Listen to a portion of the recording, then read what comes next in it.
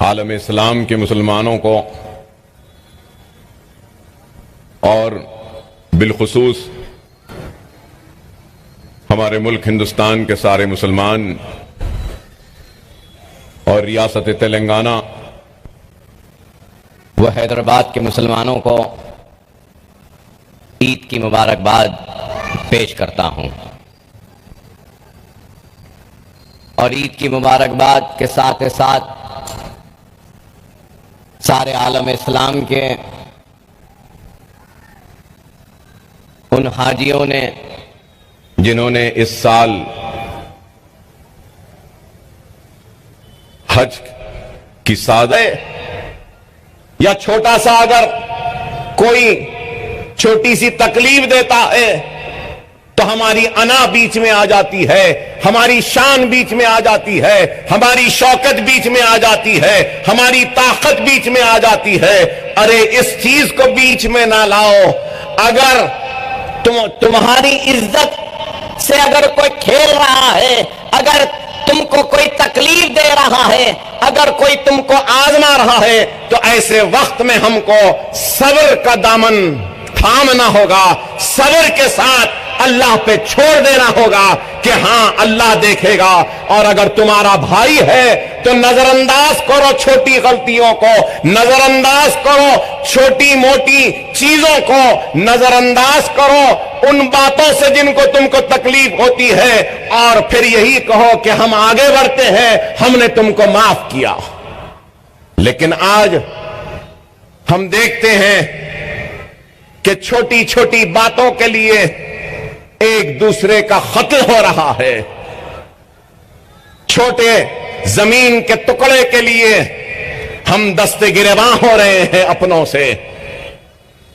باپ کے انتقال کے بعد بھائیوں میں جھگڑے ہو رہے ہیں متروکہ کو لے کر یا پھر جائیداد کو لے کر، دو دوستوں میں جھگڑا ہو رہا ہے تو کاروبار کے نفع کو اب تقسیم میں جھگڑا ہو رہا ہے، مجھے میرا حصہ نہیں ملا۔ اور چھوٹی چھوٹی باتیں کو لے کر آج ہم ایک دوسرے کے خون کے پیاسے ہیں یا پھر ایک دوسرے کے دست گریباں ہیں۔ ارے یہ درس نہیں ہے قربانی کا، یہ درس نہیں ہے اس عید کا، یہ پیغام نہیں ہے۔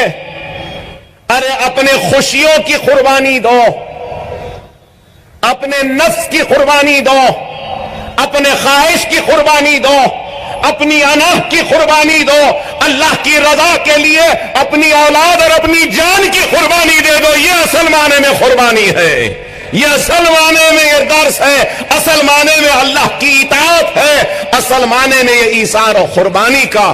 آج ہم عید مناتے ہیں، جشن مناتے ہیں تو یہ اصل ہوگا۔ آج دنیا میں مسلمان سب سے پچھڑا ہوا ہے، سب سے پیچھے ہے، اور بار بار صرف یہی پکار لگاتا ہے، یہی چیخ لگاتا ہے کہ میرے ساتھ ناانصافی ہوئی، میرے ساتھ حق تلفی ہوئی، مجھے میرا حق نہیں دیا گیا، مجھے انصاف نہیں دیا گیا، مجھے پیچھے ڈھکیلا گیا۔ بے شک ان باتوں سے میں انکار نہیں کرتا، ہاں پچھڑے ہوئے ہیں، پیچھے ہیں، ڈھکیل دیا گیا، لیکن ہم کو سب سے پہلے اپنے گریبان میں جھانک کر دیکھنا ہے کہ اللہ نے جب تم کو کوئی موقع دیا تو تم نے اس موقع کا کتنا فائدہ اٹھایا۔ مجلس اتحاد المسلمین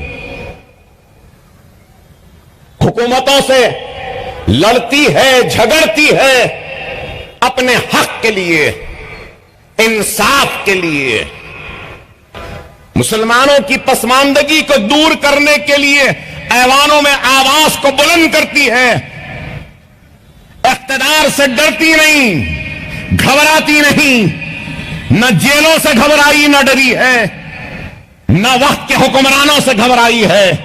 مجلس ڈٹ کر کھڑے رہتی ہے اپنے موقف پر، اور ہمارا موقف کیا ہے؟ ہمارا موقف اپنے حق کا ہے، ہمارا موقف انصاف کا ہے، ہمارا موقف ہے تو ہم کو دوسرے درجے کا شہری نہیں بلکہ ہم بھی اول درجے کے شہری ہیں۔ ایک طرف اگر وہ لڑائی ہے تو دوسری طرف مجلس اتحاد المسلمین اپنے بلبوتے پہ جو ہو سکتا ہے وہ بھی کرتی ہے۔ اور دارالسلام کہ یہ بلند عمارتیں اس بات کی گواہی دے رہی ہے کہ ہم نے وقت کے حکمرانوں کا انتظار نہیں کیا ہمارے لیے عمارتیں بنانے کا، ہم نے وقت کے حکمرانوں کا انتظار نہیں کیا کہ ہماری تعلیمی پسماندگی کو دور کرے، ہم نے وقت کے حکمرانوں کا انتظار نہیں کیا کہ صحت کے میدان میں ہم کو دواخانے بنائے، ہم نے وقت کے حکمرانوں کا انتظار نہیں کیا کہ درسگاہیں وہ اسکول بنائے، بلکہ ہم نے جدوجہد کی ایوان میں حکومتوں سے مقابلہ کیا، لڑا، اور جب ہمارے پاس موقع آیا تو ہم نے اس موقع سے دارالسلام کو حاصل کیا، یہ عمارتوں کو بنا دیا، تعلیمی اداروں کا جال بچھا دیا، درسگاہوں اسکولوں کا جال بچھا دیا۔ یہی امتیاز ہے مجلس کا، یہی فرق ہے مجلس میں اور دوسروں میں کہ ہم اقتدار سے ضرور لڑتے ہیں حق کے لیے، لیکن اپنے بلبوتے پر بھی ہم کچھ کرتے ہیں۔ یہ بلند عمارتیں اور یہ آباد مسلمانوں کا مرکز اس بات کی گواہی دیتا ہے کہ ہم نے کامیاب جدوجہد کی، ہم نے کامیاب جدوجہد کی، زندگی کے ہر شعبے میں ہم نے کام کیا،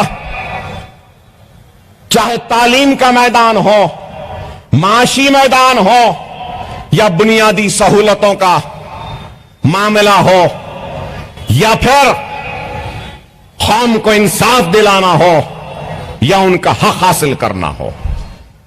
ہم نے کام کیا، جدوجہد کی، ہم نے مخالفین کی پرواہ نہیں کی۔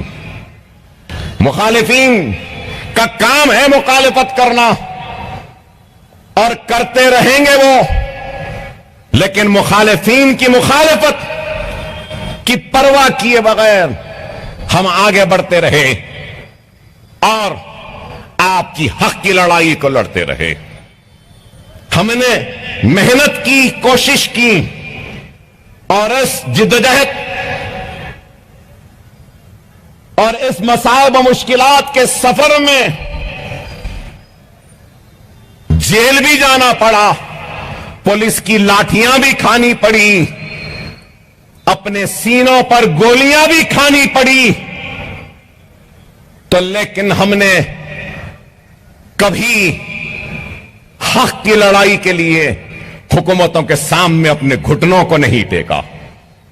گولی بھی کھائے تو سینوں پہ ہم نے کھائی ہے، لاٹھیاں بھی کھائی ہے تو ہم نے سینے پہ کھائی ہے، جیل بھی ہم نے سہا ہے، تو کس کے لیے؟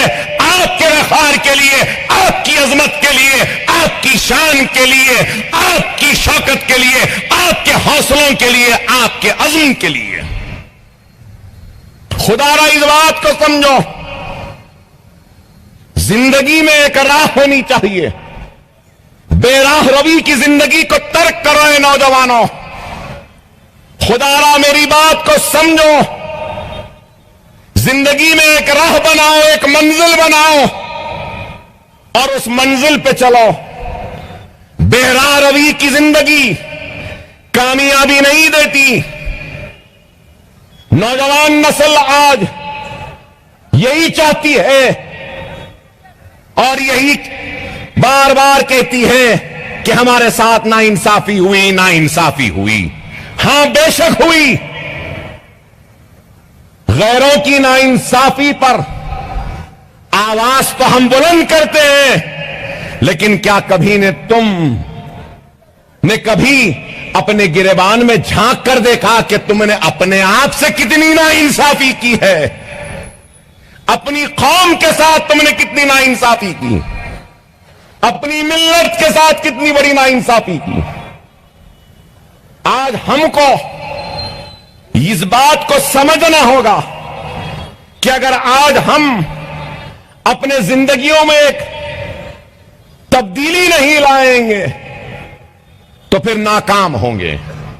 زندگی میں سب سے بڑی تبدیلی ہم کو لانی ہے تو ہم کو اپنے گھروں سے جہالت کے اندھیروں کا خاتمہ کرنا ہوگا اور علم کی روشنی سے اپنے گھروں میں ایک نئے اجالوں کو لانا ہوگا.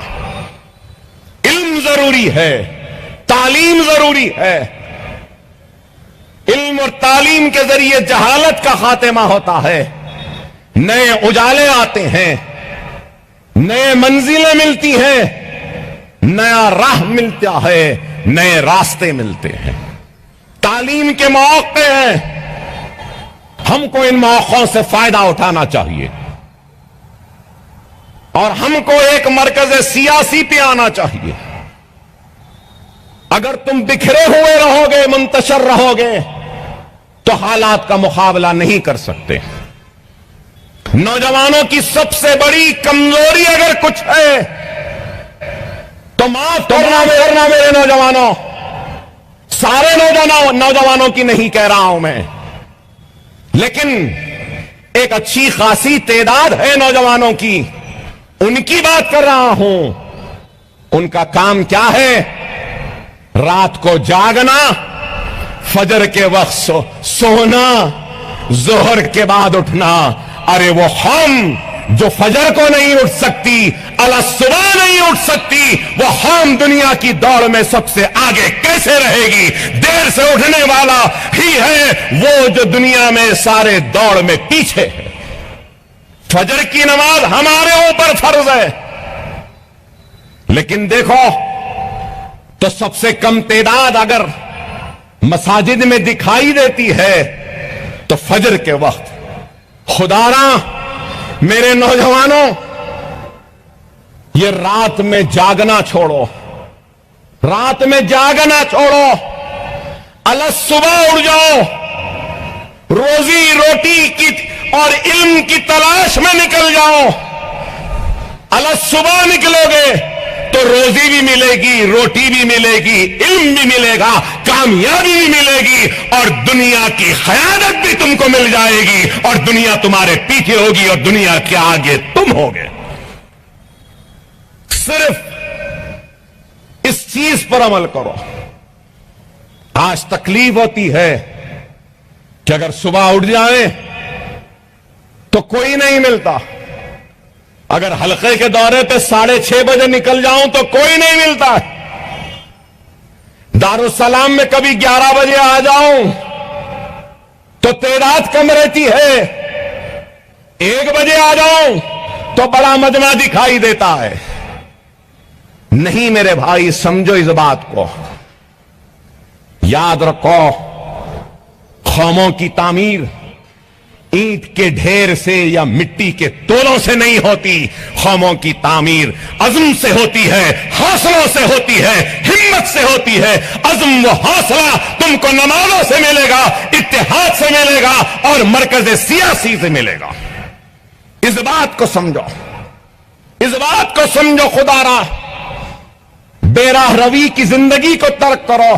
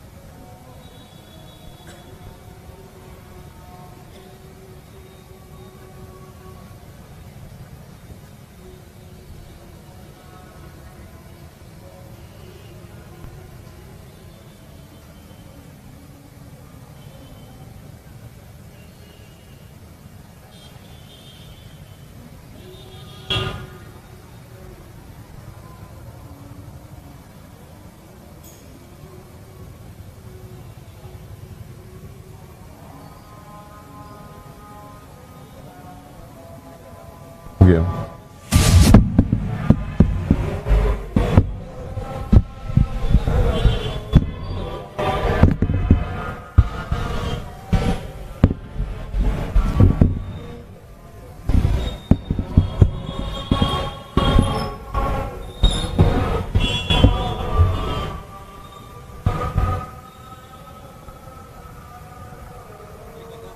ایک اذان جی.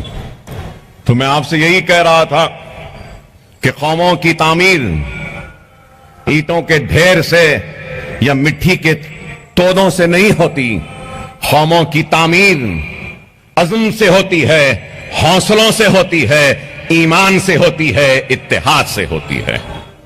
اور آج ہم کو اپنے عزم و ارادے و حوصلوں کو کمزور ہونے نہیں دینا ہے.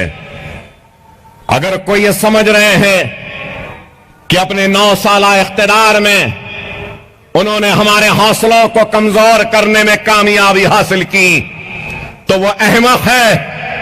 9 سال کیا 90 سال بھی اگر تمہاری حکومت رہے گی تو ہمارے حوصلوں میں کمی نہیں آئے گی, ہمارے عزم میں کمی نہیں آئے گی, ہمارے ایمان میں کمزوری نہیں آئے گی, ہمارے ہمتوں میں کمزوری نہیں آئے گی. یہ قوم وہ قوم ہے جو کسی کے مٹانے سے نہیں مٹتی. یہ قوم وہ ہے اگر کوئی مٹانے کی کوشش کرتا ہے تو ہم ایک نئے عزم کے ساتھ, نئے حوصلے کے ساتھ, نئے ارادوں کے ساتھ اٹھتے ہیں. اور یہ دارالسلام اور یہ عمارت انہی حوصلوں, اسی عزم, اسی ہمت اور اسی ایمان کی نشانی ہے کہ ہمارا حوصلہ نہ کبھی کم ہوا نہ کبھی کمزور ہوا. یاد رکھو, دشمن کی کوشش یہی ہے کہ اپنے منصوبوں, اپنی سازش اور اپنے ظلم کے ذریعے ہمارے عزم کو کمزور کر دے. دشمن کی یہی خواہش ہے کہ وہ ظلم کے ذریعے ہمارے حوصلوں کو کمزور کر دے. دشمن کی یہی منصوبہ ہے کہ وہ اپنے اقتدار کی طاقت کے ذریعے ہمارے ایمان کو کمزور کر دے. تو آج آپ کا, ہمارا ایمانی تقاضا ہے کہ ہم اپنے دشمنوں کو ان کے مقاصد میں کامیاب ہونے نہ دیں. اور اگر ہم کو ان کے مقاصد میں ناکام کرنا ہے تو ہم کو اپنی زندگی میں ایک نئی کامیابیوں کو لانا ہوگا, نئے انقلابی تبدیلیوں کو لانا ہوگا, اپنے زندگی میں ایک نئے اجالوں کو لانا ہوگا. اور وہ کیا ہے, میں آپ سے صرف 2-4 باتیں کہوں گا. وہ کیا ہے؟ ایک تو سب سے بڑا کام یہ ہے کہ نماز کے پابند بن جاؤ. دوسرا, سنت رسول اللہ پہ عمل کرو. تیسرا, قرآن کی تلاوت کرو. چوتھا, شریعت پہ عمل کرو. پانچواں, ماں باپ کی اطاعت کرو. چھٹواں, بڑوں کا احترام کرو. ساتواں, بیوہ کی مدد کرو. آٹھواں, یتیم کے سر پر ہاتھ رکھ دو. نواں, بے سہارا کا سہارا بن جاؤ اور ظلم کے خلاف آواز بلند کر لو. یہی کافی ہے تم کو دنیا حاصل کرنے کے لیے. میں کوئی آپ کی دولت کی قربانی نہیں مانگ رہا ہوں, میں آپ کی زمین کی قربانی نہیں مانگ رہا ہوں, میں آپ کی عزت کی قربانی نہیں مانگ رہا ہوں, میں آپ کی شان کی قربانی نہیں مانگ رہا ہوں. میں یہاں کھڑے ہو کر اگر کچھ مانگ رہا ہوں تو صرف یہی مانگ رہا ہوں, اے بے نمازی نمازی بن جا, اے بے نمازی نمازی بن جا, اے قرآن سے دور رہنے والے قرآن کو خرید کر لے, اے مسجد سے دور رہنے والے مسجد کے قریب پہنچ جا, یتیموں کی پرواہ نہیں کرنے والے یتیم کے سر پر ہاتھ رکھ دے, بیواؤں کی مدد کر, مظلوموں کی مدد کر, غریبوں کا سہارا بن, بے سہاروں کا سہارا بن جا. کیا یہ مشکل ہے؟ ارے مشکل کام تو وہ ہوتا ہوا ہوگا اور ہے بھی کہوں گا کہ ایک باپ کو اپنے لخت جگر کے گلے پر چھری چلانا، لیکن اللہ کی اطاعت، ایثار و قربانی کے حکم ہوا تو تعمیر کی۔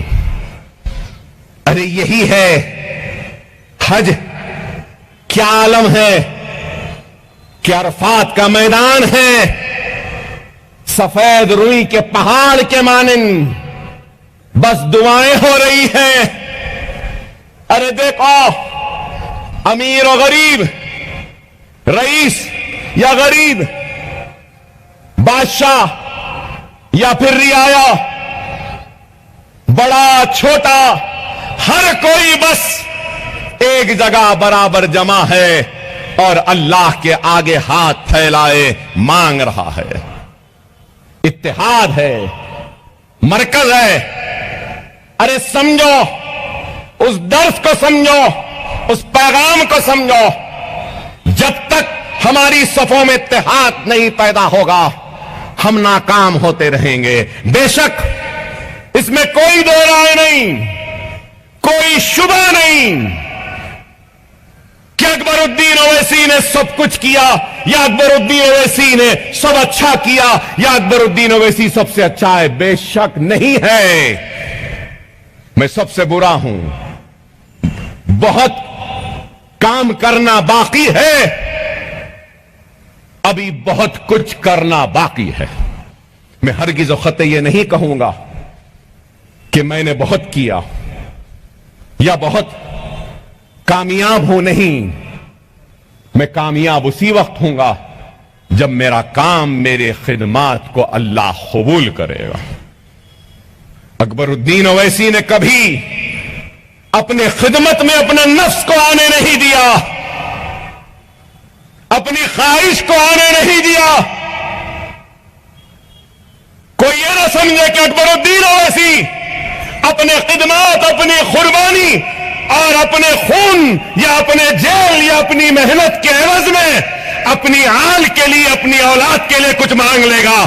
اللہ اس کے رسول کی قسم، اکبر الدین اویسی کبھی بھی اپنی آل اولاد کے لیے اپنے خدمات کا اجر نہیں مانگے گا، کیونکہ میرا کام، میری خدمت اللہ کی رضا کے لیے تھی، اللہ کی خوشنودی کے لیے تھی، اللہ کے حبیب محمد مصطفیٰ صلی اللہ علیہ وسلم کے لیے تھی، ان کی امت کے لیے تھی، اپنی اولاد کے لیے نہیں تھی۔ میرا کام، میرے خدمات، میری آواز، میری قربانی اللہ کے لیے ہے، اللہ کی رضا کے لیے ہے، اپنی اولاد کے لیے نہیں، نہ اپنی ذات کے لیے۔ اکبر الدین اویسی گوشے گمنامی میں چلا جائے گا، اکبر الدین اویسی یہ دنیا کی چکا چوند کو چھوڑ کر چلا جائے گا، جنگلوں میں چلا جائے گا، لیکن جب تک زندہ ہے اظہار حق سے کبھی منہ نہیں موڑے گا، کبھی نہیں موڑے گا۔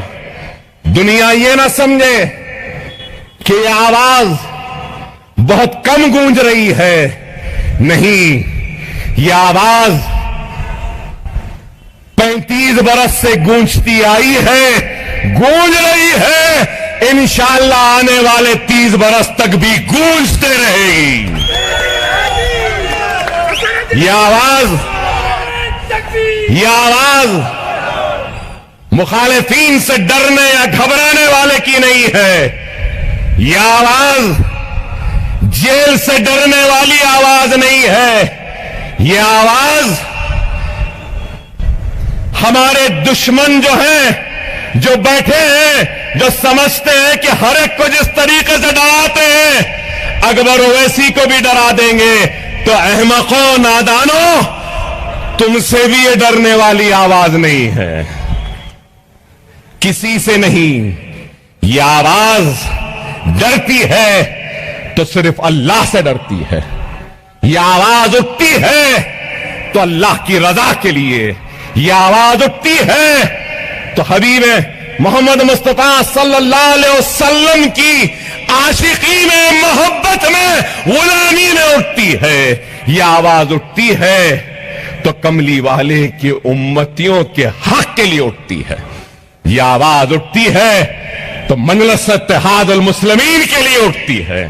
یہ آواز نہ کبھی دبی تھی نہ آنے والے کل میں ڈرے گی یا کسی سے گھبرائے گی۔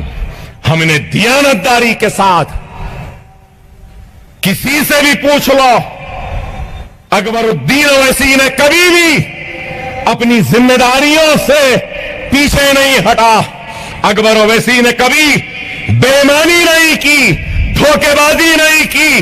اللہ کا شکر ہے کہ حرام بھی نہیں کمایا، اللہ نے جو دیا وہ بانٹا ہے قوم کو، دیا ہے قوم کو۔ اللہ جتنا دے گا اتنا قوم کو دیتا رہوں گا، اپنی اولاد کو کم، اپنی قوم کو، اپنی جماعت کے لیے زندہ تھا، زندہ ہوں اور رہوں گا۔ اپنی زندگی کو ایک مقصد کے تحت جیو۔ اکبر اویسی کا مقصد اتحاد، اکبر الدین اویسی کا مقصد تعلیم، اکبر اویسی کا مقصد آپ کا حق، اکبر اویسی کا مقصد آپ کے لیے انصاف طلب کرنا، اور مجلس کا مقصد بھی یہی ہے۔ مجلس کا کیا ہے؟ کمزوروں کی آواز بنو، معاشی کمزوری کو دور کرو، تعلیمی پسماندگی کو دور کرو، مرکز سیاسی پہ جمع کر دو، منظم کر دو، متحد کر دو۔ تو میں آپ سے پھر سے یہی کہتے ہوئے آپ سے رخصت ہوتا ہوں کہ وقت اور حالات کی نزاکت کو سمجھو۔ میں عید کے موقع پر کوئی سیاسی تقریر کرنا نہیں چاہتا، مگر یہی کہوں گا، حالات آپ کے سامنے ہیں، مظالم آپ کے سامنے ہیں، ظالم آپ کے سامنے ہیں، اور حالات ظالم کا مقابلہ اگر کرنا ہے تو ہم کو اپنے صفوں میں پہلے سے زیادہ اتحاد کو پیدا کرنا ہوگا۔ اگر ہم اتحاد پیدا نہیں کریں گے تو پھر ہم ناکام ہوں گے، ہم کامیاب نہیں ہوں گے۔ میں پھر سے اپنی جانب سے آپ تمام کو عید کی مبارکبادی پیش کرتا ہوں، اور صدر محترم نقیب ملت بیرسٹر اسد الدین اویسی صاحب، معزز رکن پارلیمنٹ و صدر کل ہند مجلس اتحاد المسلمین کی جانب سے سارے عالم اسلام و ہندوستان کے مسلمان، بالخصوص تلنگانہ و حیدرآباد کے مسلمانوں کو عید کی مبارکبادی پیش کرتا ہوں، اور امید کرتا ہوں کہ ہم اس عید قربانی کے درس کو نہ صرف سمجھیں گے بلکہ اپنی زندگیوں میں اس کو شامل کر لیں گے۔ ہم اس درس کو نہ صرف اپنی زندگیوں میں شامل کریں گے قربانی کے، بلکہ ہم اطاعت حکم الہی پر عمل کریں گے اور ایثار و قربانی کا جذبہ اپنے سینوں میں پیش کریں گے۔ اور یہاں سے نکل کر طے کر لو، جلسے کی کامیابی یہی ہے کہ ایک پیغام ہو، طے کر لو کہ ہم آپسی جھگڑوں میں نہیں جائیں گے، ایک دوسرے کے خون کے پیاسے نہیں ہوں گے، منظم رہیں گے، متحد رہیں گے۔ وآخر الدعوانا الحمدللہ رب العالمین۔